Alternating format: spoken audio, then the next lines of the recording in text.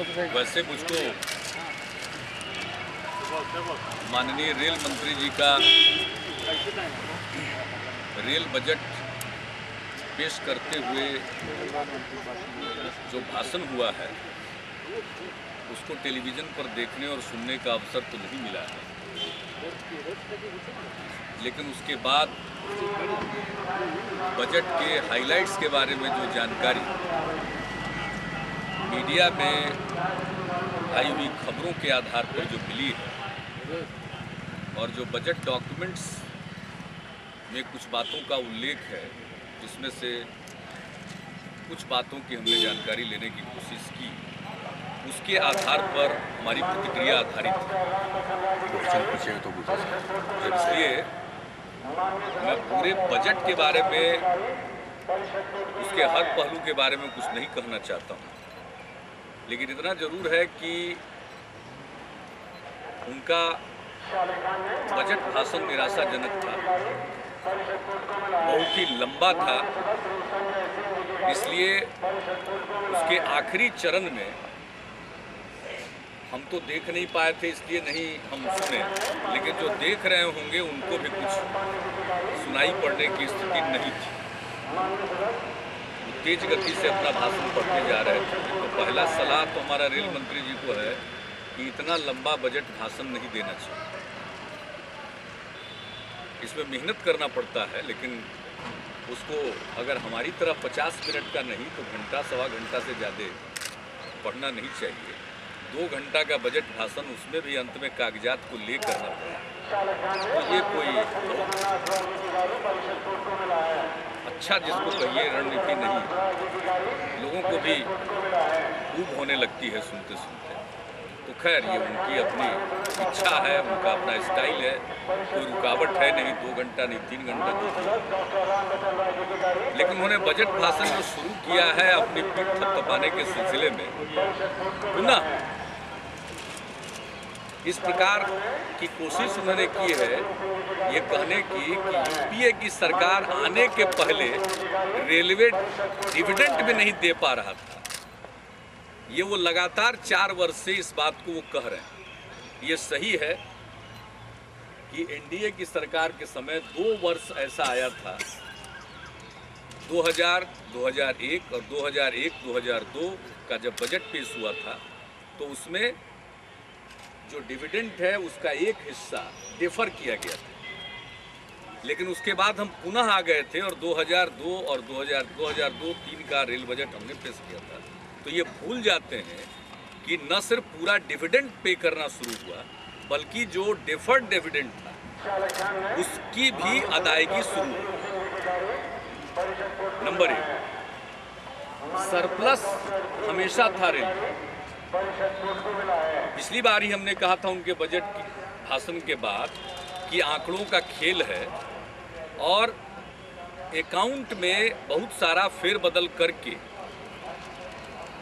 इधर से उधर डाल देने से और बहुत चीज़ों की गणना नहीं करने के कारण ये अपने तय एक सरप्लस दिखलाते हैं, ज़्यादा सरप्लस दिखलाते हैं। सरप्लस तो सब दिन रहा, इनके कार्यकाल नहीं, इनके पहले के कार्यकाल, हम लोगों के समय में सरप्लस। तो एक तो ये हमेशा इस बात को, इस असत्य को दोहराते रहते हैं और जो सच्चाई है उसको रखने से कतराते रहते हैं। दूसरी बात है कि दुर्घटनाएं होती थी तो एनडीए के शासनकाल में ही 2001 के 1 अक्टूबर से एक स्पेशल रेलवे सेफ्टी फंड का गठन करके 17,000 करोड़ रुपए 5 साल में खर्च करने का इंतजाम करके रेलवे के ट्रैक का रिन्यूअल किया गया, ब्रिजेज का रेट्रोफिटिंग हुई, नए ब्रिज बनाए गए, सिग्नल गियर्स का बदलाव हुआ, ट्रैक सर्किटिंग का काम हुआ। कई ऐसे काम हुए जिसने सेफ्टी के मामले में रेलवे को दुरुस्त किया, रेलवे के स्वास्थ्य को दुरुस्त किया। आज उसी का फल इनको मिल रहा। तो इन सच्चाइयों से बराबर वो मुंह मोड़ते हैं और हमेशा एक आदमी जो कॉम्प्लेक्स का शिकार होता है,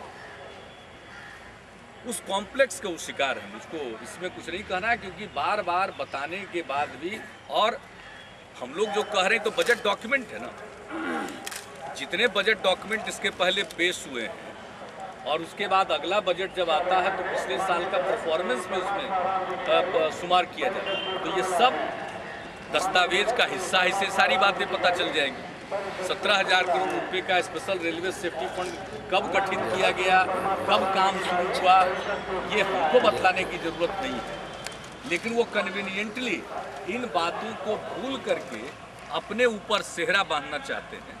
तो ये सब कॉम्प्लेक्स से ग्रस्त आदमी करता है, तो मुझको उस पर भी कोई एतराज़ नहीं है, कोई व्यक्तिगत मुझको कहना नहीं है इन सब बातों पर। लेकिन अब आइए उनके इस बजट में, तो इस बार बजट रेलवे की सबसे बड़ी आमदनी होती है फ्रेट्स, जो माल यातायात है उससे सबसे बड़ी आमदनी होती है। तो अब इन्होंने कहा कि 790 मिलियन टन से बढ़ा करके 850 मिलियन टन हम हासिल करेंगे। अब हासिल करने के लिए क्या रणनीति? एक तो इसके पहले इन्होंने रणनीति अपनाई, एक्सेल लोड बढ़ा दिया। अब आगे जो ट्रैक की दुर्दशा होगी रेल के पटरियों की, वो तो आगे आने वाला व्यक्ति झेलेगा, उसको बड़ी मुश्किल से उसको दुरुस्त किया गया। अब आगे वो जो झेलेगा।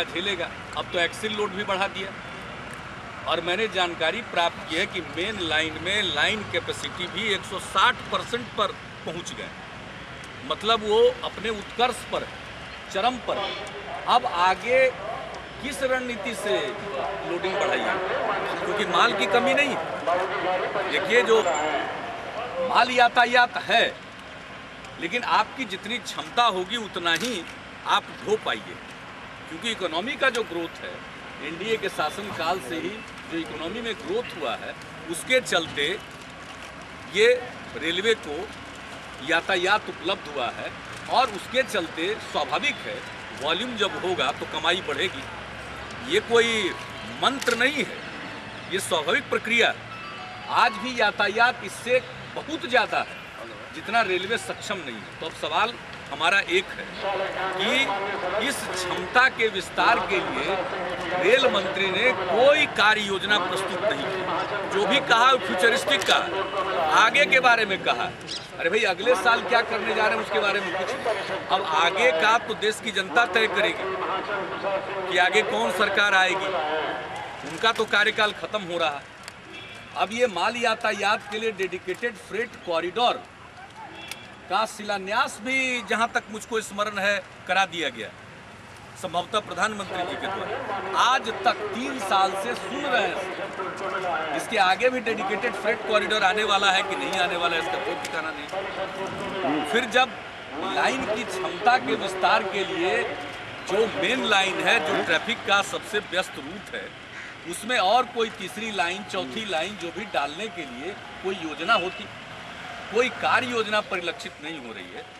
दूसरी बात है कि जब इकोनॉमी का ग्रोथ रेट की बात हो रही है 8.5% to 9%, तो रेलवे को कम से कम ग्रोथ रेट उससे 2%, 2.5% ज़्यादा लेकर चलना पड़ेगा। तो उनके पूरे भाषण से ये पता चला है कि वो भी शायद 8, 8.5% ग्रोथ की बात कर रहे हैं। तो जो इकोनॉमी का ग्रोथ रेट है, उसके साथ ये कदम में कदम मिलाकर नहीं चल सकता। इनकी कोई तैयारी नहीं है, ये सब एक भाषण है आगे का। आपको अवसर आज था, पिछले 3 वर्ष में था, उस अवसर का सदुपयोग नहीं किया। अब हाथ से अवसर जाने की संभावना है, या जनता फैसला करने वाली है। तो आगे के वर्षों में क्या होगा, इसके बारे में फ्यूचरिस्टिक प्लान दे देने से कोई बजट अच्छा नहीं होता है। इसलिए कुल मिलाकर के जो हमने रेलवे के आर्थिक हालात के बारे में और दूसरी चीज़ों के बारे में, अब तो 6th पे कमीशन का इम्पैक्ट आएगा, तो एक अनुमान लगाया जा रहा है कि 9,000 करोड़ रुपए का असर रेलवे पर पड़ेगा। और जो जानकारी मिल रही है, शायद उतना प्रावधान इन्होंने नहीं किया। तो जब वो असल खर्च की बारी आएगी, तो जो ऑपरेटिंग रेशियो कम करके ही दिखा रहे हैं, ये ऑपरेटिंग रेशियो बढ़ेगा। तो कुल मिलाकर के फिर से ये आंकड़ों का खेल है, शेरो शायरी है और कुछ नहीं है। और मैं तो अब इतना ही कहूँगा, उनका तो पूर्ण रूप से बजट पेश करने का ये आखिरी था। मुझको लगा नहीं कि वो ग्रो कर पाए। वो जो बिहार की राइवलरी है, उसको लेकर के रेलवे तक पहुँचने के सिवा और कुछ दिखाई नहीं पड़ता है। लेकिन फिर भी अब रेल बजट उन्होंने पेश किया है, मुझको ऐसा लगता है कि इसके पूरे परिणाम या सचमुच क्या है ये तो आगे आने वाले दिनों में पता चलेगा कि माल भाड़ा में और यात्री भाड़ा में कटौती कर दिया, लेकिन जैसा पिछले वर्षों में कटौती कर दिया या भाड़ा नहीं बढ़ाया और बाद में सब सीट को तत्काल में ज़्यादा से ज़्यादा डाल दिया, तो एक तरफ से आप कह रहे हैं कि हम भाड़े में कटौती कर रहे हैं और दूसरी तरफ सीट ही गायब हो गया। तत्काल का मतलब है ज़्यादा पैसा आपको लगेगा, तो नई कहानी गढ़ रहे हैं इसमें कोई इतना सारे शब्दों का अर्थ बदल रहे हैं। लेकिन अब वो तत्काल का मतलब क्या है? तत्काल तो कहना यही है, प्लेटफॉर्म पर जाइए, गाड़ी छूटने वाली है, उसके कुछ समय पहले आप पहुंचते हैं, पहले आओ पहले पाओ के सिद्धांत पर आपको मिल जाता था और उसका पैसा ज़्यादा लगता था। अब तो ये आधा कर दिए, तो उसका क्या मतलब है? दूसरी तरफ से आप पैसा ले रहे हैं। ट्रेन में सुविधा बढ़ाई नहीं, ट्रेन का स्पीड बढ़ाया नहीं और सुपर फास्ट ट्रेन को डिक्लेयर कर रहे हैं, इसका मतलब आपको सुपर फास्ट चार्ज लग जाएगा। इस प्रकार से अनेक कदम उठाए गए हैं जो यात्रियों की जेब से पैसा निकाला गया है, लेकिन रेल बजट के दिन कहा जाएगा कि हमने भाड़ा नहीं बढ़ाया, हमने ये किया, और बीच में अभी कह दिया कि कम कर रहे हैं और बाद में क्लासिफिकेशन को बदल करके रेलवे में फ्रेट के लिए क्लासिफिकेशन को बदल करके फिर वसूली कर लेंगे। तो ये तो आगे आने वाले दिन में पता चलेगा कि और कितना ये पैसा लोगों की जेब से निकाल रहे हैं। आप भले ही इतना जवाब दे रहे हो, लेकिन वो कह रहे हैं कि उनके पास जवाब ही नहीं। आपका नाम लेके बोल रहे हैं, उनके होश फाख्ता हो गए। हम तो देखने नहीं जाते हैं टीवी, वो क्या बोल रहे हैं। राबड़ी देवी बोली है कि निजी हाथों में देने की तैयारी थी आपके टाइम में और अभी दिया। आप अच्छा सवाल किए। ये तो टर्मिनल मैनेजमेंट सिस्टम की बात उन्होंने की है। टर्मिनल को यानी जो माल आता है और वो जो टर्मिनल है उसका मैनेजमेंट वो दे रहे हैं। यानी पहले तो जो अपना ये था कंटेनर कॉरपोरेशन था, अब वो तो कंटेनर का काम इन्होंने प्राइवेटाइज कर ही दिया, ज़्यादा से ज़्यादा निजी हाथों को सौंप दिया। अब ये टर्मिनल का भी काम निजी हाथों को सौंप करके ये तो होल हॉग प्राइवेटाइजेशन कर रहे हैं। हमारे बारे में क्यों कर रहे हैं? ये तो प्राइवेटाइजेशन खुद कर रहे हैं और अपने बजट भाषण में इस बात का उल्लेख कर रहे हैं कि हम ये पब्लिक प्राइवेट पार्टनरशिप में लाएंगे। वो क्या है? वो प्राइवेटाइजेशन है। ये तो ठीक उल्टी बात है। उनको ब्रीफिंग गलत है, उनको लिख करके जितना या बताया गया होगा वो जानते नहीं है प्राइवेटाइजेशन का अर्थ क्या है। तो इन सब विषयों पर तो डिबेट किया जा सकता है, लेकिन डिबेट करे किससे? जो आदमी एनडीए के सरकार में 2 वर्ष डिविडेंड का एक हिस्सा डेफर किया गया, उसको तो की तो चर्चा करता है, और जब डिविडेंड फुल देना शुरू कर दिया गया और डेफर डिविडेंड का पेमेंट शुरू हो गया, उसका उल्लेख नहीं करता। तो अब उसके बारे में, इन सब चीज़ों के बारे में आप क्या करें? बाकी तो मीडिया इवेंट है, मीडिया इवेंट है। कई रेलगाड़ियां चलाई हैं लालू जी ने, एक रेलगाड़ी अपने गांव भी ले जा रहे हैं। अरे ये सब चलता है, सब बड़ी छोटी बात है। पैसेंजर ट्रेन, रेल मंत्री अपने गांव के लिए कोई गाड़ी चलाने की बात करता है तो उस सब के लिए ध्यान दिया जाता है। पैसेंजर चलेगा जब ट्रैक लग जाएगा तब। अरे भाई लाइन बनवा रहे हैं तो लाइन बनवा रहे हैं तो गाड़ी चलेगी ना, तो उस पर कोई प्रतिक्रिया नहीं। अरे है तो बिहार का, जहाँ भी चलाएं अच्छी बात है, ये और जो कुछ भी करे। और दूसरी बात हमको ये कहनी है कि नई घोषणाएं करना जिस पर उनको भी मालूम है कि अमल करने का वक्त नहीं है, चाहे वो नई रेलवे की परियोजना हो या फैक्ट्री लगाने की, जितनी परियोजना बिहार की पुरानी थी उसको ठंडे बस्ते में डाल दिया। मेरा ये बार बार ये बात हम कह रहे हैं कि जितनी परियोजनाएं पहले से हैं उन सब को ठंडे बस्ते में डाल दिया गया और नई परियोजनाओं की बात कर रहे हैं। तब आप समझ लीजिए कि अगर पहले की परियोजना को ठंडे बस्ते में ये डाल सकते हैं तो भविष्य में कौन क्या करेगा। अब परियोजनाओं की बात करते हैं। नेशनल प्रोजेक्ट है, नेशनल प्रोजेक्ट है जम्मू से श्रीनगर का, तो जम्मू से उधमपुर का काम मेरे समय में पूरा हो गया। उसको 1 साल डिले करके इन लोगों ने ओपनिंग किया, चूंकि वो हम लोगों के समय में पूरा हो गया था, लेकिन मॉडल कोड लग गया था, चुनाव शुरू हो गया था, तो उसके चलते उसकी ओपनिंग नहीं हुई। तो बाद में 1 साल इंतजार करके कि लोग भूल जाएं कि कब ये तैयार हुआ। बताइए, अभी तक कटरा तक चला जाना था उस रेल लाइन को भी नहीं गया। तो किसी बिहार की बात नहीं, नेशनल प्रोजेक्ट को भी लीजिए। जो जम्मू कश्मीर का प्रोजेक्ट है उसके बारे में भी मैं आपको कहूँ तो अगर इतना सरप्लस है तो फिर प्रोजेक्ट क्यों नहीं इंप्लीमेंट हो रहा? अगर वाकई इतना सरप्लस है तो प्रोजेक्ट को इंप्लीमेंट करना चाहिए था तेजी से। तो प्रोजेक्ट इंप्लीमेंट क्यों नहीं हो रहे? बिहार के प्रोजेक्ट तो ठंडे बस्ते में है ही है, देश के प्रोजेक्ट भी, इसलिए हमने उदाहरण स्वरूप एक गिना दिए। कहाँ प्रगति है? कहीं कोई प्रगति भी नहीं हो रही है। इसलिए रेल बजट में कहा जो भी गया हो, पैसा जा कहाँ रहा है? कमाई इतना कहाँ जा रहा है, कमाई हो रही है कि नहीं हो रही है, कि आंकड़ों का खेल है। और देखिए, रेलवे का यातायात तो है ना, और ज़्यादा यातायात होगा तो प्रॉफिट तो बढ़ेगा। लेकिन ये तो निरंतर चला रहा है और ज़्यादा आप काम का वॉल्यूम होगा, आपको मिलेगा। लेकिन ये वॉल्यूम जो रेलवे को मिल रहा है, ये तो इकोनॉमी की देन है ना। जो इकोनॉमिक ग्रोथ हो रहा है उसके चलते रेलवे को ये काम मिल रहा है, ये बिजनेस मिल रहा है। अब इकोनॉमी जितना तेजी से बढ़ रहा है, उसमें उस लायक अपना बिजनेस का हिस्सा बरकरार रखने के लिए रेलवे को अपनी क्षमता का विस्तार तो करना पड़ेगा। अब जो अभी की कैपेसिटी है वो तो चरम पर पहुंच गई। जो मुझको जानकारी मिली है कि लाइन क्षमता 160% तक पहुंच चुकी है, उसका उपयोग और एक्सेल लोड भी बढ़ा दिया। अब आगे क्या करें?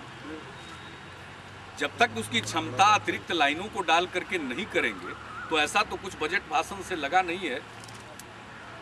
इसलिए मुझको लग रहा है कि बजट में कुछ नया नहीं है, मीडिया इवेंट है, लोगों की ताली बटोरने के लिए कुछ घोषणाएं हैं। लेकिन वो लोग भी सचेत रहें, आज का दिन कहीं ये एक दिन की खुशी के रूप में न परिणत हो जाए, जब बाद में पता चले कि अन्य माध्यमों से उसकी भरपाई की जा रही है। इसलिए बहुत अभी वॉच करने की ज़रूरत है कि सचमुच ये घटाया जा रहा है या आगे किसी दूसरे माध्यम से वसूला जा रहा है। कोई रेलवे ट्रेन की सफाई पर जोर है, पेट्रोल जा रहे हैं, कैसा मिल रहा है? इधर रेल यात्रियों से पूछ लीजिए ना कि कैसा पेट्रोल मिल रहा है, खाना कैसा मिल रहा है। इन सब चीज़ों पर ध्यान देने की बात। कमाई पर तो ध्यान दे रहे हैं, और जिन रेल यूजर्स के से वो कमाई कर रहे हैं उनकी सुविधा का कोई ख्याल नहीं। इसलिए कुल मिलाकर के बजट निराशाजनक है, दिशाहीन है, और इसमें भविष्य का सपना दिखाया जा रहा है, लेकिन उन सपनों को हकीकत में बदलने के लिए कोई कारगर कदम का उल्लेख नहीं। और जो आगे कदम उठाए जाएंगे ये कोई नहीं जानता है कि ये इनको अवसर मिलने वाला है या किसी और को अवसर मिलेगा। और फिर उन नारों के बारे में क्या कहेंगे जो बजट भाषण में दिया, चक दे रेलवे, और यही तो कहा कि ऐसे ही तो है, वो फील गुड में चले जाएंगे। वो फील गुड के साथ शिकार है और कुछ नहीं। बताते हैं सर, कहा कि मुंगेरी लाल के सपनों को साकार कर यही तो दिया, कहा जो कि वो विपक्ष तो कह रहा है। चरम पर है। उनका जो जिसमें जो आत्ममुक्त कोई व्यक्ति होता है ना, वो आत्ममुग्ध है। और जब व्यक्ति आत्ममुग्ध हो जाए तो समझ जाइए कि अब आगे कोई मनुष्य को दिखना चाहिए कि वो परिस्थिति से लड़ने के लिए वो तैयार है। यहाँ तो आत्ममुग्ध है, आत्म प्रशंसा। तो आत्म प्रशंसा से भरा हुआ बजट भाषण है, और इतनी बार आत्म प्रशंसा की बात की जाती है कि सामने वाला भी शर्मा जाए, शिकार हो जाता है, कभी कभी दहशत में आ जाता है। लोगों को लगता है कि पता नहीं सचमुच हो रहा है क्या है। ये तो मीमांसा तो आदमी के बाद होती है, आज तो होता नहीं। इसलिए मेरी समझ से और बाकी मेरी पूरी शुभकामना। आज से 2 साल पहले रेलवे के प्रति मेरी पूरी शुभकामना है, रेल मंत्री को मेरी पूरी शुभकामना है। वो अपने जितने उन्होंने वक्तव्य दिए हैं, हमारी यही शुभकामना है कि वो रहें और अपनी घोषणाओं को अमली जामा पहनाएं। हम तो और कुछ नहीं कर सकते इसके अलावा। माने क्या कर रहे हैं? फुलवरिया के वासियों को भी शुभकामनाएं। फुलवरिया बिहार के बाहर है क्या? आज से लालू जी का गांव है, तो उससे क्या हुआ? हम भी गए हैं वहाँ। आज से 2 साल पहले रेल भाड़ा कम किया गया था, और उसके साथ कंडीशन ये था कि उसमें नया डब्बा जब जोड़ा जाएगा उसके बाद से कम होगा। लेकिन आज तक नया डब्बा नहीं जोड़ा गया, ना ही वो कम हुआ। अब फिर इस बार भी वही हो रहा है। तो क्या लग रहा है कि लालू का ये सब इंद्रजाल है क्या? देखिए, मीडिया सक्षम है, वो किसी को क्या विशेषण देता है, हम विशेषण नहीं देना चाहते। लेकिन इतना जरूर है, मैंने शुरू से ही कहा है कि आंकड़ों का खेल है, हकीकत वो नहीं है जो दिखलाने की कोशिश की गई है। और पिछले 3 वर्षों से जिसको कहते हैं कि रूल ऑफ द गेम बदल दिया गया। अभी जो अकाउंट में जिस चीज को जिस खाने में दिखाया जाता है उसी खाने में डाल करके पहले के वर्षों का देखिए, तब आपको पता चलेगा सरप्लस कितना था। या इनके पहले जिस प्रकार से आंकड़े मेंटेन किए जाते थे उस फ्रेम में इसको डाल करके देखिए तो आपको पता चलेगा। इसलिए कितना सरप्लस है तो बजटरी सपोर्ट क्यों मांग रहे हैं? जिस मंत्रालय के पास इतना ज़्यादा सरप्लस हो तो बजटरी सपोर्ट की क्या जरूरत है? उसको तो अपने पास अगर सरप्लस है, और वाकई ये रेल मंत्री जी को बताना चाहिए कि ये जो सरप्लस वो दिखा रहे हैं 25,000 करोड़ रुपया का, इसमें से इन्वेस्टिबल सरप्लस कितना, निवेश योग्य सरप्लस कितना है ये बताएं। एक प्रश्न का उत्तर दे दें कि जो सरप्लस आप बता रहे हैं इसमें निवेश योग्य इन्वेस्टमेंट के लायक कितना सरप्लस है, यही बता दें वो। क्योंकि एक बात है ना कि ग्रॉस बजटरी सपोर्ट से इनका हिस्सा बजटरी सपोर्ट भी बढ़ा हुआ है, तो फिर वित्त मंत्रालय से पैसा क्यों ले रहे हैं?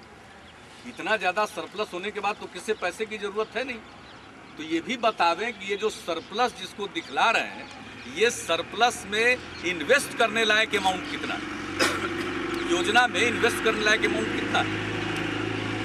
योजना का आकार ठीक है बढ़ा दिया, बहुत अच्छा है, स्वागत योग्य, लेकिन उसमें